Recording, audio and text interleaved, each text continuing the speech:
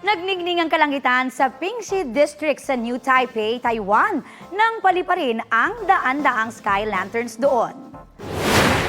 Dala ng sky lanterns ang hiling at dasal ng libo-libong nakiisa para sa Lunar Year of the Dragon. Kabilang dyan ang mabuting kalusugan para sa sarili at pamilya, maayos na love life at kapayapaan sa mundo. Taong 1999 nagsimula ang Sky Lantern Festival na hudyat ng pagtatapos ng mga pagdiriwang para sa Lunar New Year. Kapuso, para sa mga maiinit na balita, mag-subscribe sa GMA Integrated News sa YouTube. Sa mga kapuso naman abroad, subaybayan nyo kami sa GMA Pinoy TV at sa www.gmanews.tv.